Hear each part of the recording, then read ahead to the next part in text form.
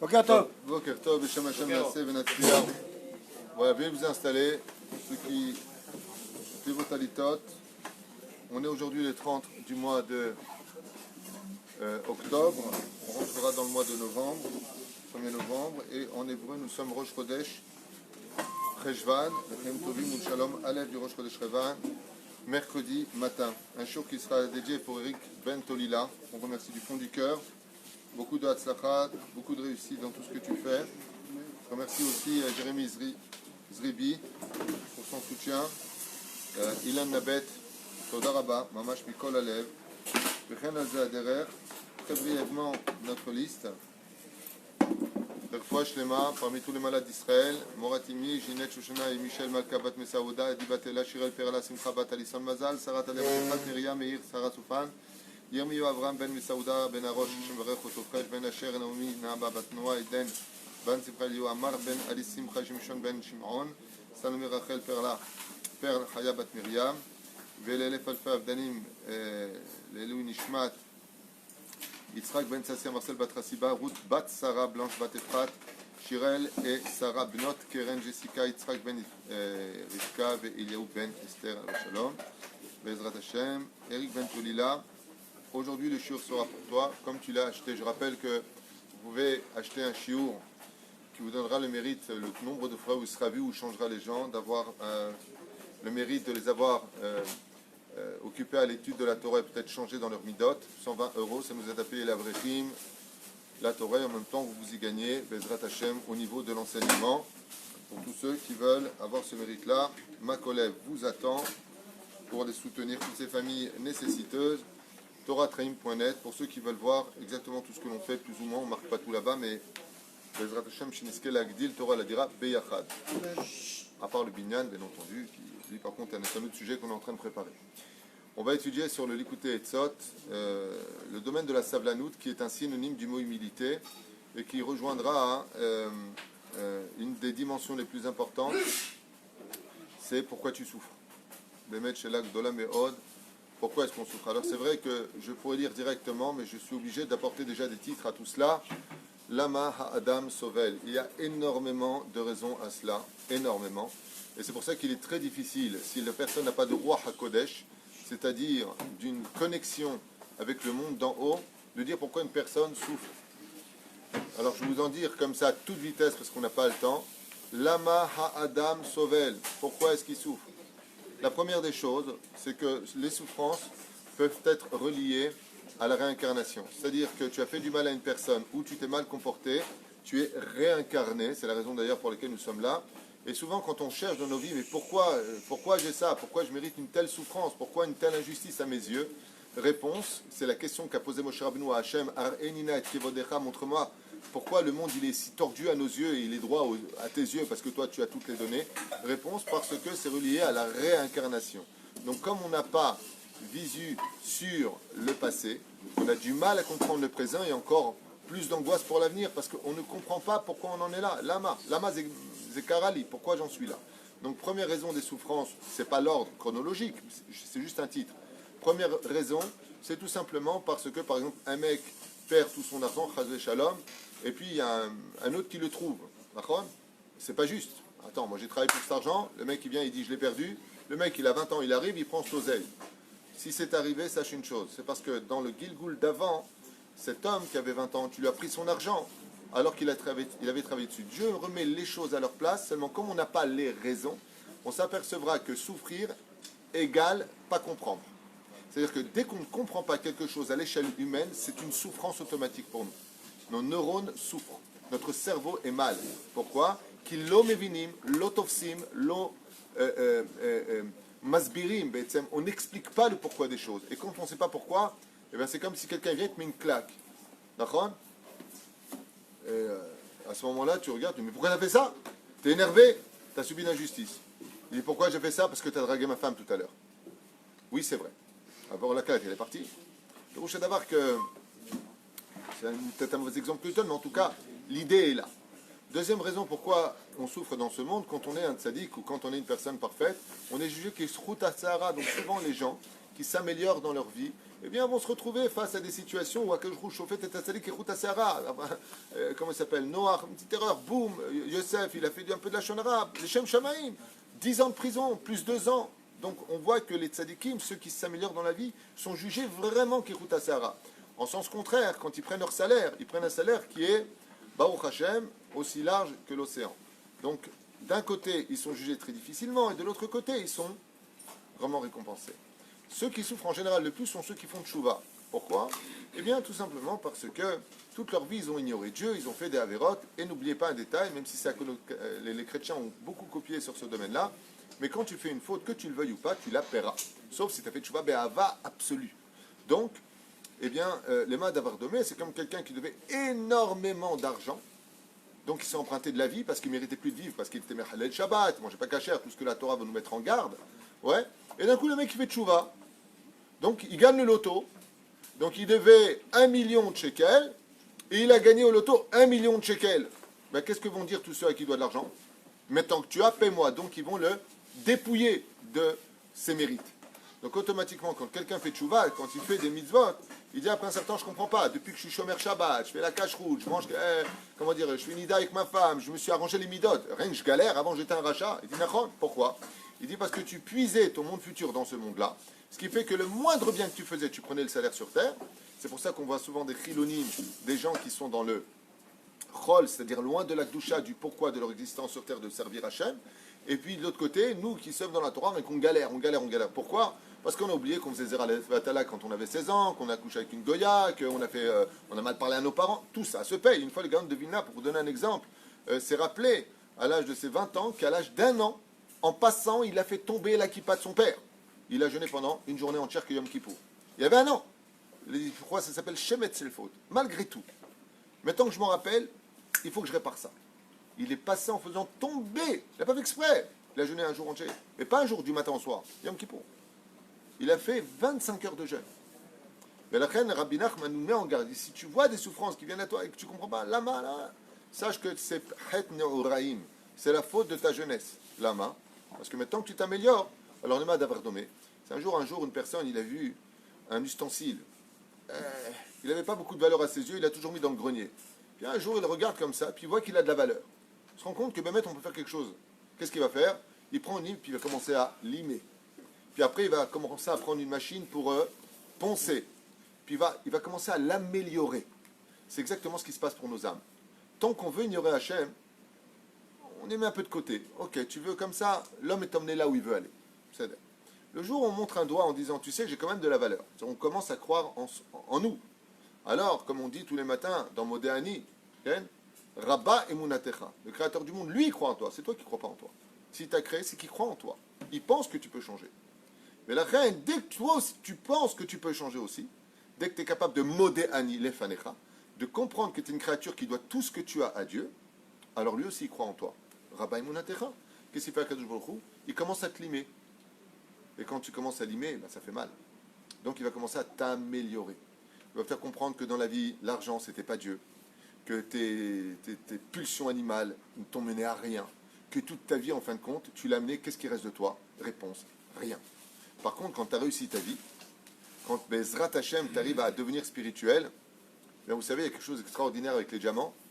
Parce que dès que tu fais briller ton âme comme un diamant, l'allusion qui est faite dans la paracha de Noir, à savoir, Vaset Tsohar à la Teva, tu mettras une lumière, j'ai dit, sur le midrash, une fenêtre, qui disent un diamant, peu importe.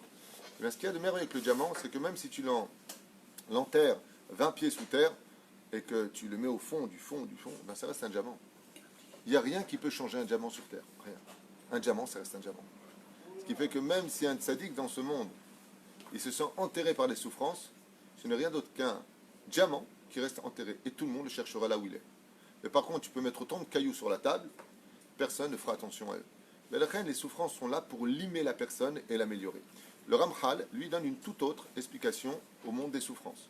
Et il dit, il est fort probable, dans son livre Derech Hashem, que les souffrances viennent à l'homme pour le remettre un petit peu face à la réalité. Car très souvent, l'homme vit dans l'utopie. On vit dans la ashtayot, dans les rêves. Maperouchadava, c'est-à-dire qu'on a la kippa, on est sympa, on a la barbe, on a les tzitzit, bien il y en a pour nous, on est sympathique, la petite fossette sur le côté gauche. Et on n'arrête pas de parler Bezrat Hashem, Mirza Hashem, quand Dieu voudra, il n'y a que Dieu sur terre. Et Dieu lui dit, tu me fatigues. Lama, nire bemet miyata. Comme ça explique le Ramchal.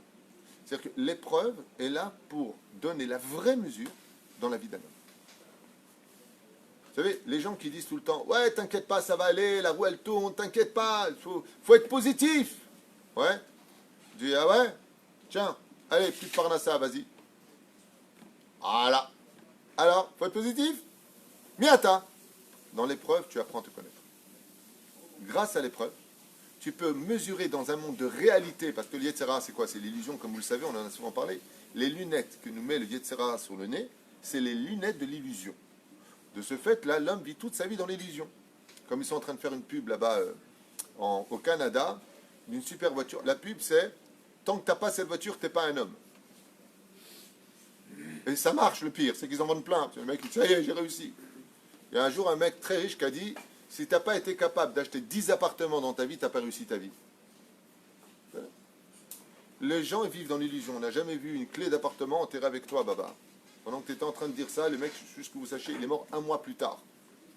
C'est maintenant, on va voir si tu as réussi ta vie ou pas. Est-ce que tu as laissé un nom? Parce que pendant le moment où il a été enterré, les enfants étaient déjà en train de se disputer, de se frapper de l'appartement. Papa, il me l'avait donné, papa. C'est pas ça, réussir sa vie. Ça, c'est de l'illusion. On vit dans un monde d'illusion.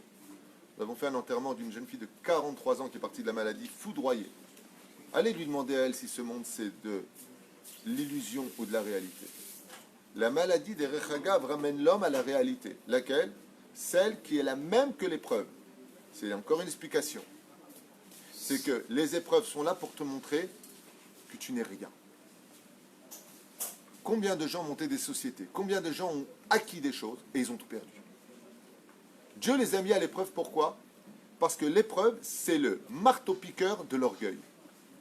Et moi, je vais te faire, patati, dis à sa femme, va crever, va, ceci, va. D'un coup, le mec, il se rend compte qu'il a perdu. Et d'un coup, il se rend compte que ce que Dieu lui avait donné, c'était bien pour lui. Mais aveuglé par sa bêtise humaine, le Créateur du monde lui envoie ce qu'on appelle le Issourine, les épreuves. Pourquoi? Pour lui remettre les yeux en face des trous. Tu ne voyais pas bien la réalité.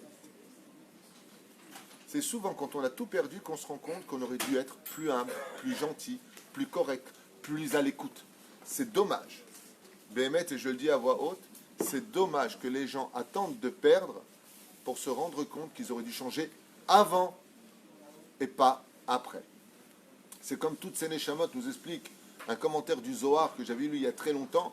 La Neshama, quand elle quitte le corps et qu'elle monte vers Hachem, elle hurle à Dieu en disant « Donne-moi une chance ». Et Dieu lui montre toute sa vie qui défile devant lui en disant « Là, je t'ai donné une chance, là, je t'ai donné une chance, là, je t'ai donné une chance, là, je t'ai donné une chance. » Tu ne profites pas. Pourquoi? Et là, la Neshama dit « Qu'est-ce que tu veux que je te dise ?» J'ai été aveuglé. On l'a lu dans l'Aftara la semaine dernière. Vous êtes aveugle, il dit Hachem. Vous ne voyez rien. Chaque jour qui passe nous approche d'une épreuve qui sera l'épreuve la plus difficile de la vie d'un homme, rendre des comptes au Créateur du monde. Pour le meilleur comme pour le pire.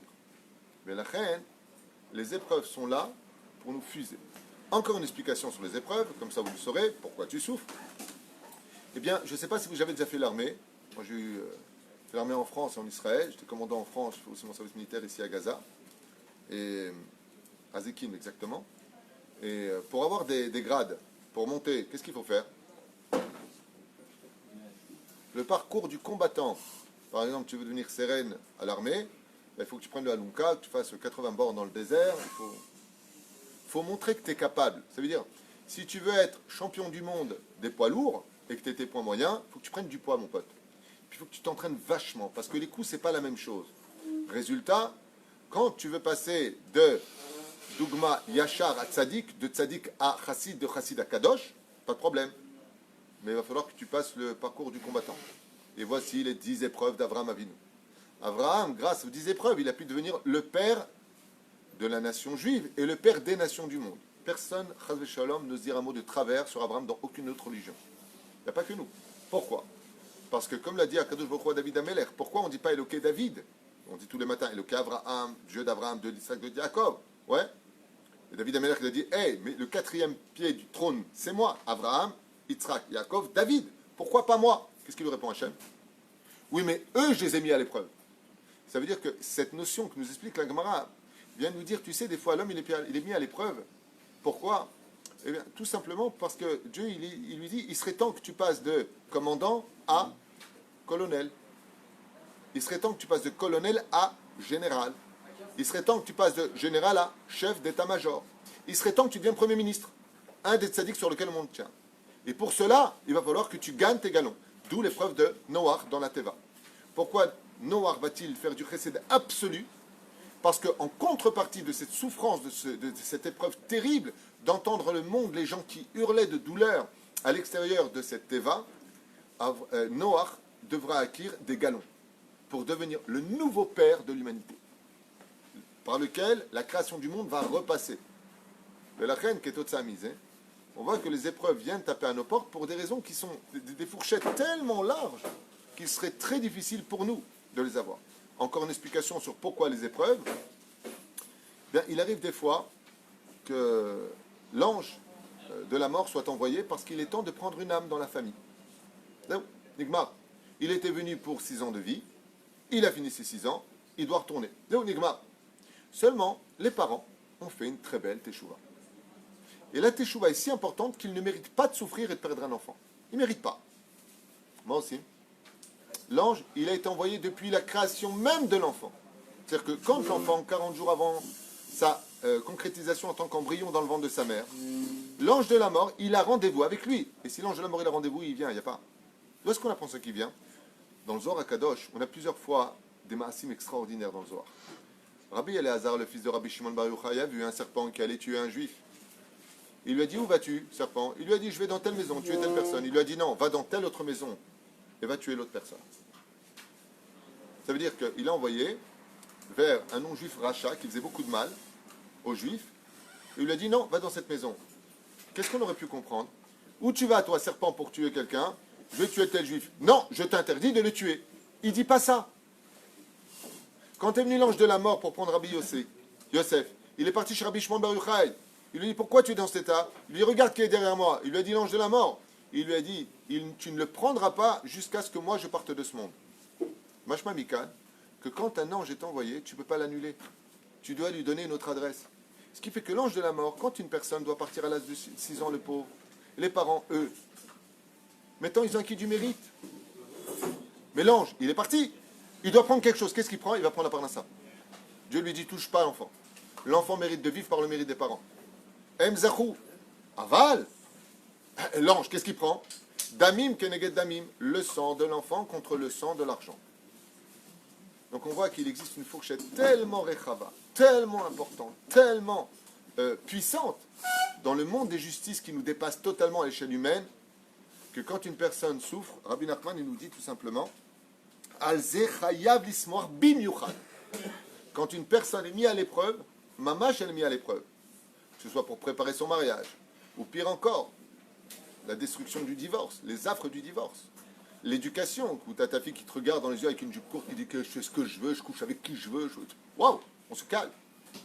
Toutes ces épreuves-là, il nous explique ici Rabbi Nachman dans son livre, Vadaï hu tsarich lisbol, il est évident, il dit ici, que tu devras souffrir, Vadaï shesh bekocho lisovlo. Mais il dit, sache une chose, si tu as été mis à l'épreuve, c'est que tu peux la supporter. Tu peux supporter cette épreuve. Ki Hashem itbarach eno shelach al shum adam merirut. Car jamais il enverra quelque chose à quelqu'un s'il ne peut pas surmonter l'épreuve, c'est impossible. Même au niveau financier, il n'a pas d'oseille, mais il mangera toujours. Il y aura toujours quelque chose qui le sauvera. Des fois même, au dépend de l'autre. C'est l'autre qui veut dire, viens, je t'invite. C'est humiliant.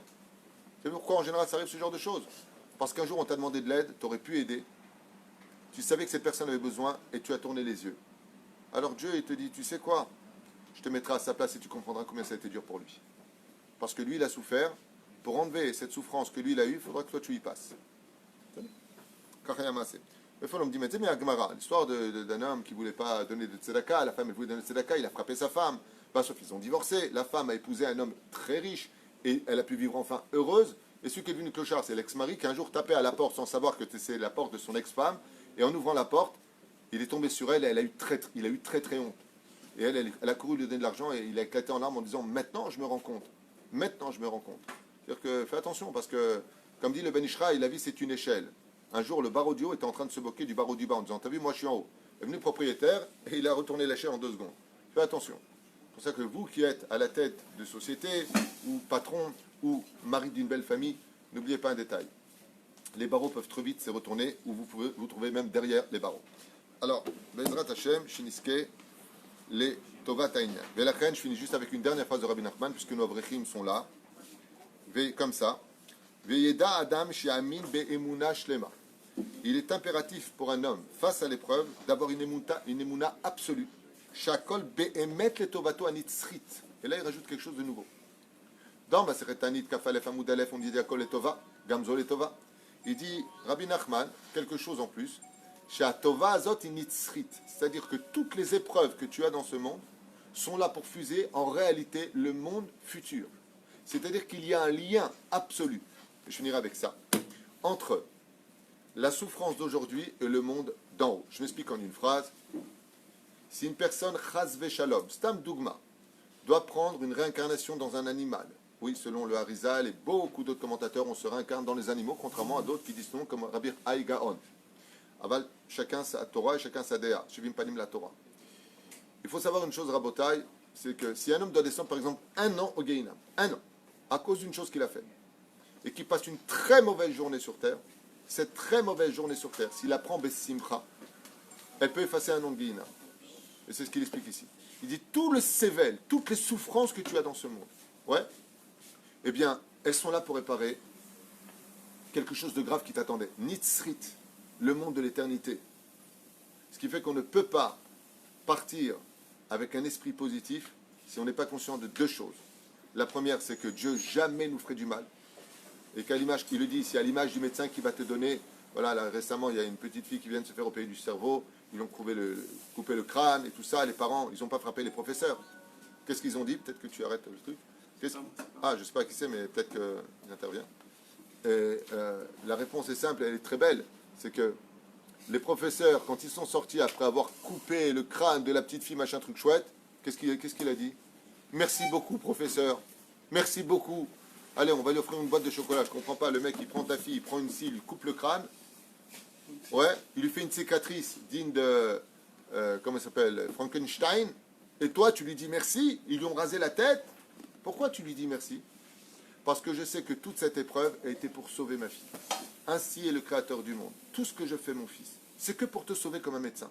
Et c'est pour cela que chaque fois qu'on va aux toilettes, nous débarrasser de l'impureté qui est en nous, on finit Baruch Ata Hashem, Rofeh Chol Basar Mafli La'asot. Le Créateur du monde, il est Mafli La'asot. C'est pour cela que quand on a une épreuve, il y a une honte qu'on doit avoir sur nous. Laquelle? Celle d'avoir mis Hachem, qui nous aime plus que tout au monde, dans la situation de nous mettre à l'épreuve parce qu'on l'a provoqué par une de ses fourchettes. Baruch Adonai l'olam.